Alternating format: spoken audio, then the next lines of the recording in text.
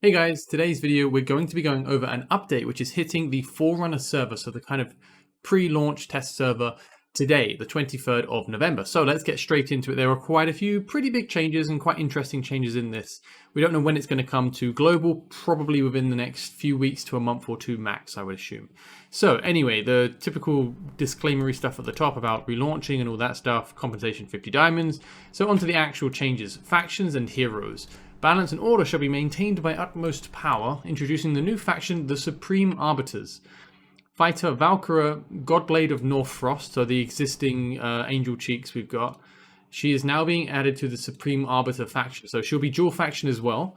And she's going to gain a reduced cost in arena of 5 points. So she'll gain an extra passive reducing her arena cost, which I think is pretty good. I actually think she's quite good in group arena with certain teams. Constance as well, the hero that's getting added this very weekend on our server, on Global. She is also being added to the Supreme Arbiter faction.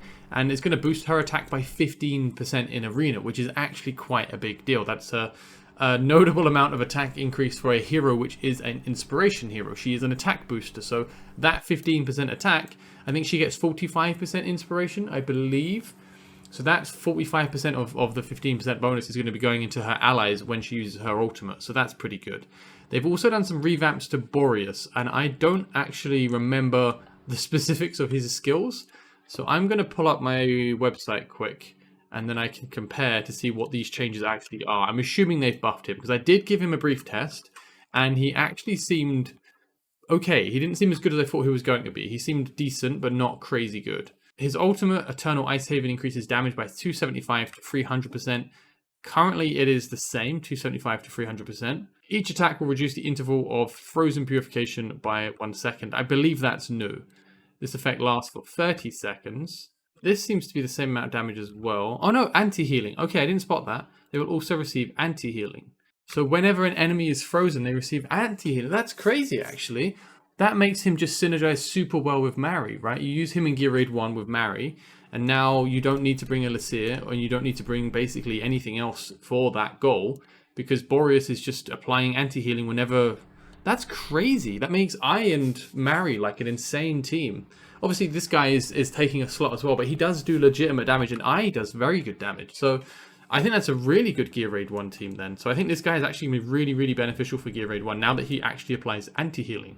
And this is, anti-healing as a debuff is 100%. It's not like Zealous' crappy artifact. This is a complete heal block. Alright, so finally his passive, Frozen Purification. When deployed, he deals 160 to 200% damage. So I think this is reduced to up to 10 enemies. Okay, so it's more enemies than it was before, so that's good. Currently is only up to 3 enemies and it's 240%, so more damage but less enemies hit. And it applies a freeze for 2 seconds, whereas currently the freeze is 1 second. So it's a longer freeze, which means it will scale more on his talent. And the effect can apply once every 20 to 16 seconds, whereas currently... Yeah, okay, it's still 20 to 16 seconds at the moment. And during Eternal Ice Haven, the skill's trigger interval is reduced by an extra 10 seconds. So I believe this isn't added as well. Okay, so that's pretty good. So during Eternal Ice Haven, which he gains from his ultimate, there's a 10-second reduction on this, and it will apply basically every 6 seconds. He'll do a pretty good AoE nuke, 2 seconds freeze, and it will hit up to 10 enemies. So... consider that he's also heal blocking, anti-healing anyone who's frozen. This is actually really good. Because when I first saw his skills, I thought he was amazing. He sounded so good to me. And when I tested him, I was a little bit underwhelmed by the damage. It seemed okay. It didn't seem great. It seemed kind of okay. I still liked him because it's like map scale damage, right? If you freeze an enemy across the map with Mary or something, Boreas does damage. I think that's just super cool. So I was a real big fan of that. But now they've buffed him to apply anti-healing on frozen targets. Again, this should be map scale, I think. I haven't tested, I think, but now it's also going to be, when he ults, reducing the interval of this AoE freeze, which is a 200% nuke, 2-second freeze to 10 enemies every 6 seconds while his ult is up. So there's some really interesting synergy between him there. I think it's really cool. I actually think he's pretty cool now. I think he's going to be very good. So a bit of a long focus on Boreas there, but I'm actually quite hyped for Boreas. I think he's really cool. I just like his design. I like the idea that he's a synergistic hero. And especially now with the anti-healing, he should be able to be just so good in Gear Raid 1, especially with Mary, especially with I. There's just some really good teams you can get out of him. And the damage between him and I should be plenty good as well. And it's more esoteric stuff, so I'm a big fan. All right, I should probably move on. So, yeah, I'm gonna be real. I have no idea. I don't know who Nash is. Oh, Nash, I see. They have renamed a hero. So, let me show you. This guy is now Nash, apparently. I was so confused for a while. Okay. Why do they... I don't know. I guess I should give this guy a chance and read what he actually does, because I have not looked at him in a while. So, here we go. This is Nash, guys. So, currently he hits all enemies in range. He unleashes a flurry of 5 consecutive chops. And he increases his attack and extends his attack range. Okay, cool. Sure, that's Nash. So let's have a look at these changes and see if they mean anything whatsoever. So they should really put rare or something. So he gained a bit more attack and they reduced the rage cap. That's right there, right? That's all they've done is gained a bit more attack, reduced the rage cap. On his bash, they've reduced the cooldown from 20 at max to 15 at max. And they made it hit 5 targets instead of 3. And yeah, that's it. Okay, sure, I guess. Maybe that's good somewhere? I just haven't really tried him, to be honest. And GWAR, I think, is the new defender. She is a defense scaling defender. And GWAR is another rare. So for some reason, it's so weird to make balancing changes to rare heroes that aren't... These aren't even the rares that we use, at least that I know about. So what have they done to this? They've made it do more damage. Everything else is the same. Okay, that doesn't feel like it needed to be there, to be honest with you. I don't know who thought this was a necessary change. If I'm missing something, let me know, because I'm curious, because to me this makes... I just don't care. Like, it just doesn't seem important at all. Okay, anyway, let's move on to some slightly juicier stuff. There's some changes to Guild War, which is pretty fun. I'm actually enjoying Guild War version 2. I actually quite like it. They have refined the battle power BP calculation for affiliating demon soldiers to heroes. The new calculation now uses the hero's total BP with gear and artifacts equipped instead of the base BP without artifacts or gear. So that's an interesting thing. So currently, the best heroes to use are the heroes that you have max skill ups on and awakenings on. And I believe the best hero at the moment is Sadie. An A5 Sadie with max skills provides the best BP to your demons. So at the moment, everyone's chucking their Sadie on their elite archers or, you know, whatever they want to do the most damage with. So I guess that means Sadie's no longer going to be the best because you're probably not going to put the best gear on her. But we'll see what people find, you know, what the result is for them. They've modified the attribute bonus when affiliating the demons to a Lord hero. So I guess that means buffed. I don't know. I would like more detail there. They've adjusted some demon soldiers for improved balance. Decreased the attack of the Soulbone archers. So I think this was very necessary, to be honest. Soulbone archers are actually obscene in the version 2. They are just absolutely massacring everything. And if you don't know who the Soulbone archer is, it is this guy.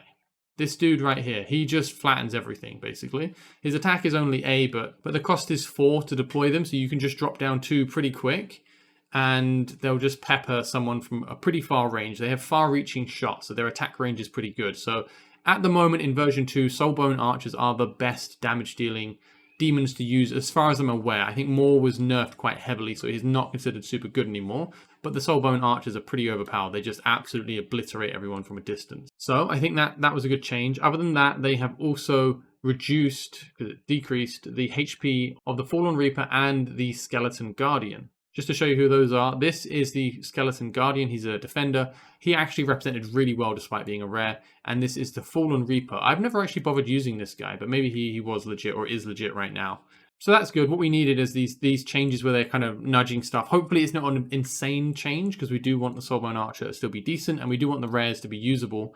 So we'll see how that actually works out in changes. They've slightly increased the attributes of the Demon Soldier, Knight of Destruction, Uncommon Destroyer, and Lightning Guard. And again, just if you don't know who these demons are, it is basically these 3 right here, these legendaries right here. The Uncommon Destroyer, the Knight of Destruction, and the Lightning Guard. The Lightning Guard was really good in version 1, probably the best demon in version 1 of Guild War. But now in Guild War version 2, I think they're still quite good, but they're not great. They used to be kind of overpowered, but with the change, they are going to be a bit better again. So they're going to be increased, which is good, because I think these legendary fighters, these 2 here, the Uncommon Destroyer and the Knight of Destruction, I think these guys kind of were a bit crappy through most of Guild War, despite being legendaries. They just didn't feel like legendaries, right? You've got a lot more bang for your buck using the Lightning Guard, using the Soulbone Archer, and I think the dogs and, you know, the other like swarm-based demons were doing better. So I think it's good that they're buffing these guys. But we'll see how the buffs actually work out in the long term. So those are the main balancing tweaks. They have reduced the attack of the Soulbone Archer because they were kind of too strong. They have reduced the HP of the Fallen Reaper and the Skeleton Guardian because they're rare, I guess, and they wanted to make the legendaries better. And on that front, they've also slightly increased the attributes of the legendary fighters plus the Lightning Guard. Okay, so those are the main balancing changes regarding demons. Other than that, they're introducing some guides which we can view on the attribute page of each soldier. They've added a battle report sharing feature. I really like this one. It enables you to basically share your Guild War battle report to the guild channel. So people can share their recordings into the guild channel, so you don't have to go filtering through it. Someone can have a really interesting fight and then click a button and share it into guild chat. I think that's a cool change. They've added a message board feature where guild leaders and vice leaders can post updates for all members to see on the Guild War interface. I think that's really nice. So you can leave a message saying, hey guys, attack this particular fortification, or, you know, use these demon soldiers, or, you know, whatever else. This thing's overpowered now. And the last 2 points, they've optimized the garrisoned allies interface so you can see who haven't signed up for battles in the bottom, and you can see them labeled as not signed up. This is really good because at the moment it's kind of a pain. If you have players who are kind of inactive or aren't participating in guild wars, you're going to want to kick them out of your guild, to be quite frank.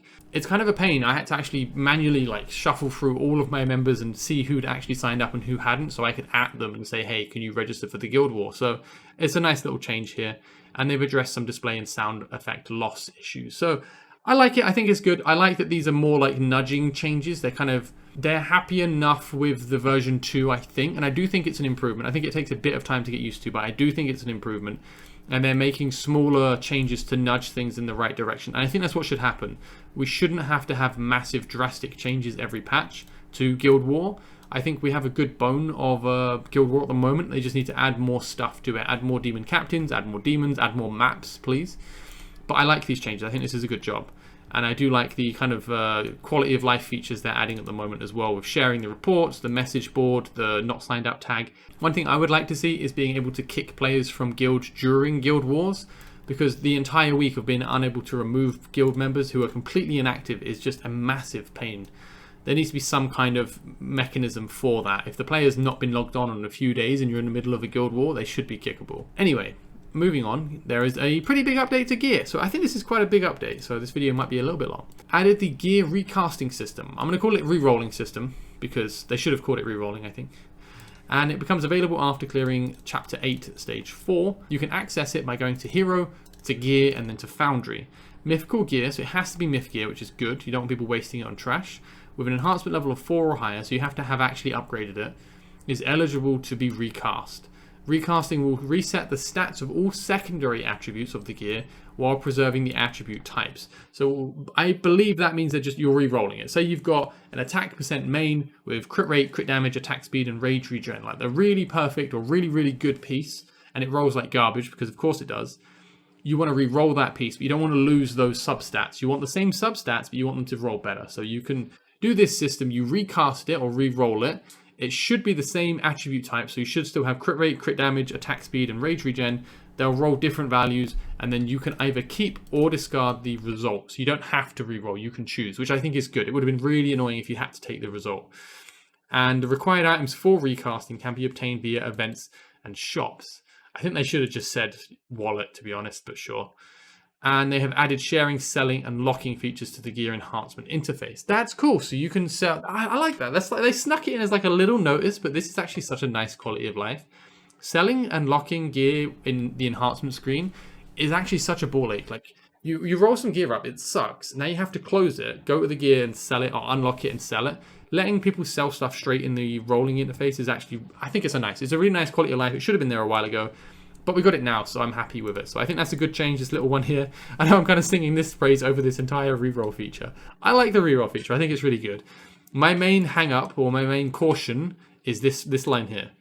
Required items can be obtained via events and shops. I want to see what that looks like. By events, do you mean we have to win the summon events? By shops, do you mean the cash shop? Is it something we can actually get reliably in game? I think they should have dropped this in the Immortal Codex, or some game mode like it. Have it acquirable in the game without having to win, basically pay to win events, because that's kind of what events are. I'm assuming, my assumption is it's the Oracle's Trials. or shops, which again, I'm assuming it's going to be cash shop, but it'll probably be event shops and stuff like that. So we'll see. I'm just saying I'm a bit hesitant, I guess is what I'm trying to infer here. But I think it's really good. I think this is a really nice change. I'm glad they've added it. I'm glad it's coming so soon. It's hitting Forerunner today.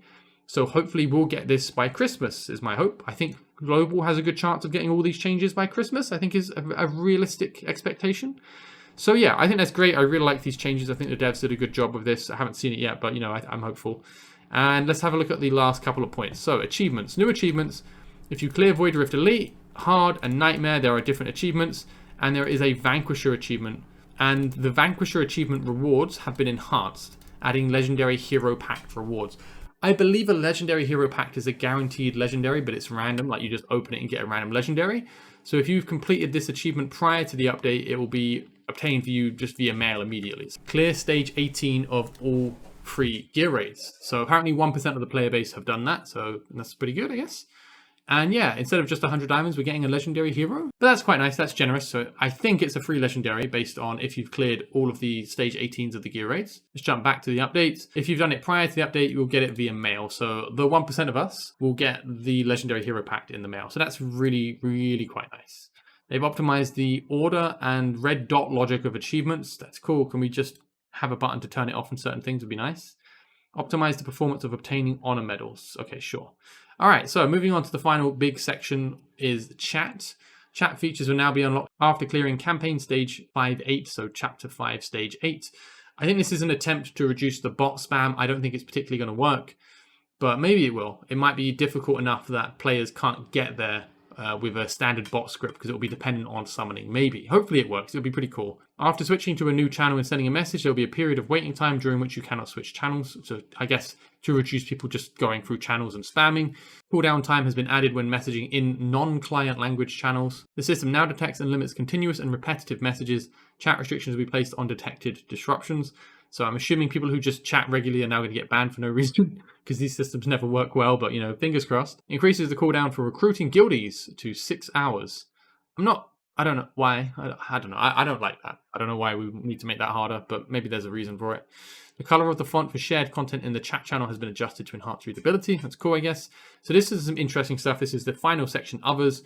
Tide now includes up to 160 wave and peak talents are finally unlocked. So let me show you what this is because every now and then someone's just like, guys, how do I unlock peak talents? And we're all like, you don't, man. They just don't exist.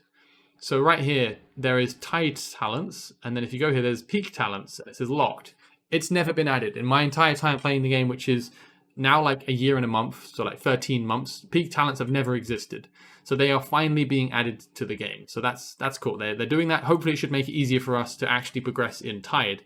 And the last 2 points, fixed an issue where the quick star up feature may accidentally add equipped or enhanced heroes. Excuse me. Oh man, that would suck so much. And they've adjusted the trophies required for rewards in Oracle's Trial Arrival of Heroes. So maybe they made it easier, probably harder, but we'll see. And then finally, last little paragraph. Now you can earn different numbers of trophies by summoning with diamonds, rare summoning crystals, and ancient summoning crystals, and legendary summoning crystals. Refer to the updated event for details. Okay, so more points for using different summons rather than just the rarity. You actually get points based on what you're summoning with, which I think is a good change. I think that's actually a very nice change.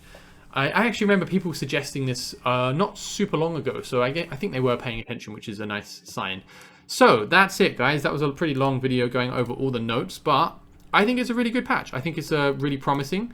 I like that they are doing something with Tide. That's cool. I like that they're attempting to solve some of the chat issues, giving us a free legendary. That's how I understand it. It's pretty much every active player. I think it's pretty cool.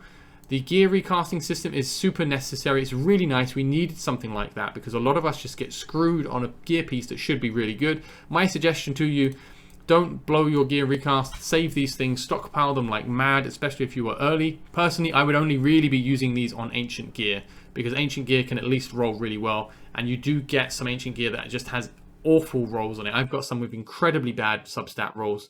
And the potential is so much higher and it's a lot easier to get better rolls on them. So depending on how common these are, I'm assuming they're best to be used on ancient gear that has rolled really bad, like all blue bars kind of rolls, because you do get those not that uncommonly. And I'm assuming these aren't going to be a super common resource. So I personally will be saving them for the ancient gear that does not roll very well, but we'll see how much we get. I like the quality of life here around selling gear in the enhancement screen. I like the demon changes in Guild War. I think this is a good idea. I'm glad it's not going to be just based on the base hero. It's going to actually allow us to gain benefits from our gear and artifacts.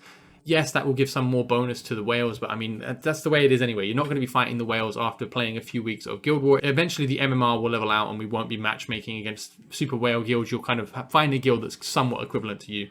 I like that they're doing smaller changes to kind of balance and push things in the right direction rather than drastic ones. And I like the quality of life that's coming in here as well. Also, the changes to these, I think this, I don't get this personally. I don't know why they put in like 3 paragraphs of changes for rares, 2 rares that as far as I know, no one really uses. I'm a big fan of the Boreas changes. I think this makes him super, super cool. Gives him the ability to apply anti-healing, I believe, across the map, because none of this stuff specifies within range, I believe. I think his like deals damage to frozen targets, I think is map scale, which is really nice. And I like the reduction on his AoE pulse of damage during his ultimate. I think it's really cool. I think he's actually become a very good mage now, especially for Gear 1. I think it's kind of cool that they're adding Constance and Valkyra to the new faction Supreme Arbiters. I think it's a bit boring, though, that they're again another arena faction. They should have made them like a Guild War faction or something like that. That would be pretty dope. And yeah, that's it, really. That's the update. I like it. I think it's cool. I think it's promising. It's obviously not a big content update, but we are waiting, of course, for the Immortal Codex to come in pretty soon. So I'm happy enough waiting for that to come in.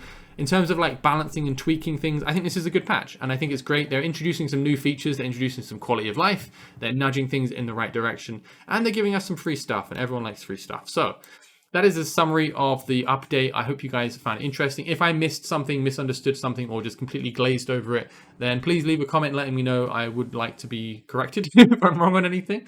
So yeah, thank you guys very much for watching. I wish you a great weekend. All the best. Take care and bye-bye.